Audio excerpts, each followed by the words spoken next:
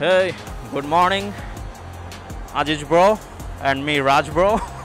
আজকে Friday morning বের হয়ে পড়ছি, এখন যাচ্ছি 300 ফিটে।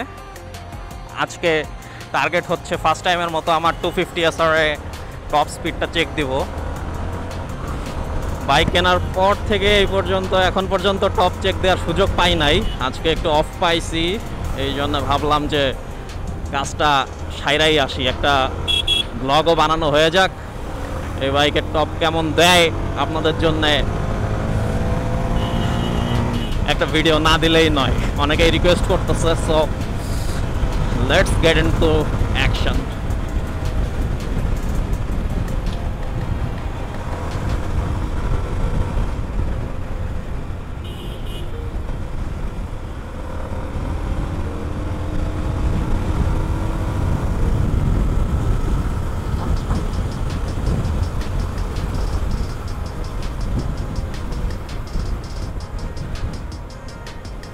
বাইকে নতুন ইঞ্জিন অয়েল দিয়া একবারে মনে করেন বাটার স্মুথ হয়ে গেছে, যেমনে ভাগতেছে।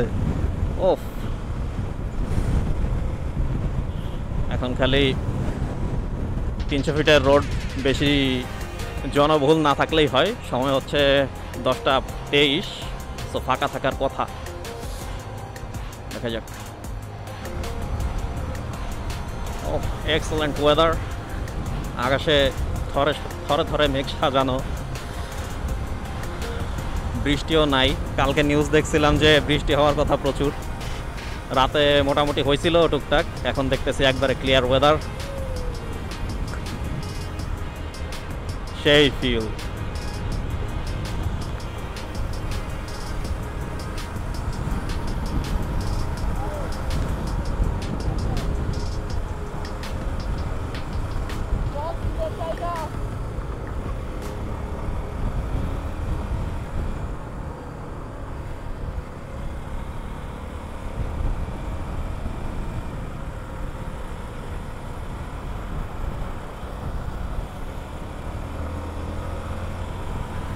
তারপরেও তো প্রচুর গাড়ি, টপ ওঠানোর মতো ফাঁকা কি সামনে পাওয়া যাবে কিনা আল্লাহ জানে।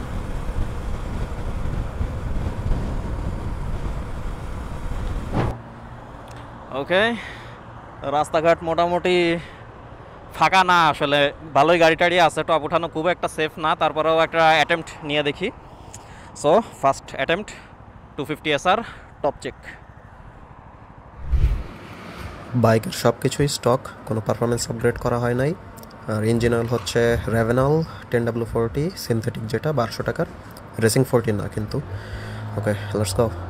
First gear 30, second gear 70, almost 70 second গিয়ারে। Third gear 95, fourth, let's go. Okay, 110 cross করছে, আর একটু হয়তো যাওয়া যেত। ওকে, লেটস সি 5, 127, 28, 29, 30, 31-এ লিমিটার হিট করতেছে ফিফথ গিয়ারে। আচ্ছা, সিক্সথ গিয়ার 34। এবার স্পিড গেইনটা স্লো হয়ে গেছে, প্রচুর উইন্ড ড্র্যাগ, বাতাসের কারণে টানা যাচ্ছে না এই সাইড দিয়ে। হাট তো পড়বেই না, আর কিছুক্ষণ ধরে রাখা দেখি।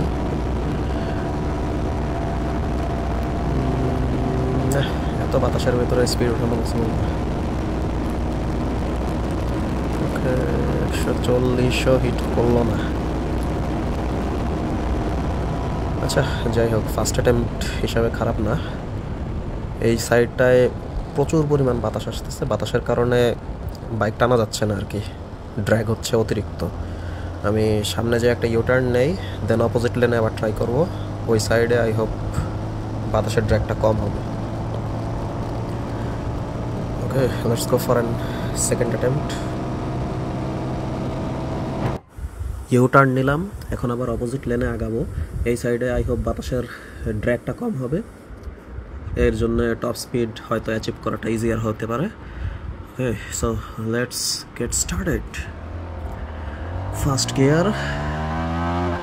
Okay, 42. Second almost 70. Third gear 94.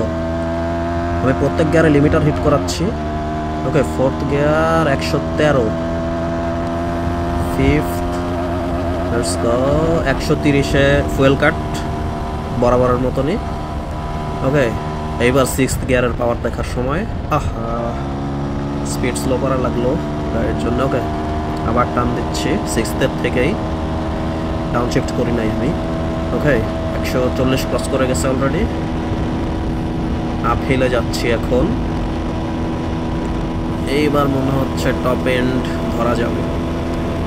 143, 44, 45, 46, 47, 48, 49, limiter hit করতেছে 50, 51, 52। ওকে 150 ক্রস করছে। 150-এ এসে আমার আরপিএম 10,000 হইলে তখন হচ্ছে লিমিটার হিট করে অ্যান্ড ফুয়েল কাট হয়। ওকে, যেটা বুঝতে পারছি এর উপরে আর যাবে না, তাও একটু টেনে দেখি। 47, 46, এই পাশেও বাতাস আছে, ভালোই বাতাস আছে, বাট ওই পাশের থেকে তুলনামূলক একটু কম, এই জন্য টপ আর একটু উঠানো যাচ্ছে। আচ্ছা, যথেষ্ট টানাটানি হয়েছে, বুঝে গেছি।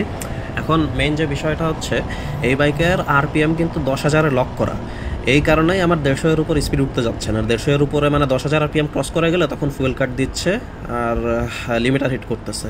যদি আরপিএম কোম্পানি থেকে আনলক করা হইতো বা ইসিউ টিউন করে নেওয়া হইতো, এই বাইক 100% 170 ক্রস করতো, এটা বোঝাই যেতেছে। এখন অনেকে হয়তো বলবেন যে 150 সিসির বাইকেই 150 ক্রস করে, 250 সিসির বাইকে কেন 150 টপ উঠতেছে। এখন ভাই কথা হইলো এর 150 অবশ্যই ক্রস করবে, বাট এর জন্য পারফরমেন্স মড করতে হবে, আমার ইসিউ আপডেট করতে হবে। মানে নিজের মতো যদি আমি টিউন করে নেই তাহলে অবভিয়াসলি আরও বেটার পারফরমেন্স পাওয়া যাবে। আর এখানে আর টুকটাক আরও অনেক কিছু পারফরমেন্স আপডেট করা পসিবল। সাপোজ আমি স্পার্ক প্লাগটা চেঞ্জ করে আপডেট করতে পারি, এছাড়াও অনেক কিছু টুকটাক করে আর টপ এন্ড বাড়ানো পসিবল। আরও ভালো ইঞ্জিন অয়েল যদি আমি ইউজ করি, আমি অনলি 1200 টাকার ইঞ্জিন অয়েল ইউজ করতেছি। এনিওয়েজ স্টিল এই পারফরমেন্স আমার কাছে যথেষ্ট ভালো মনে হয়েছে। এর আগে R15 V3-তেই আমি 155 উঠাইছি আমার আগেরটা, এখন ওইটাতে কিন্তু কোনো লিমিটার ছিল না। এই বাইকে লিমিটার দেওয়ার কারণ হইল লং টার্মে ইঞ্জিন যাতে সেফ থাকে। আপনি যদি continuous engine red line cross করে রান করেন তো সেই ক্ষেত্রে আস্তে আস্তে ইঞ্জিনের ডিউরাবিলিটি বা লং টার্ম পারফরমেন্সটা কমে যায়, লাইফ টাইম কমে যায়।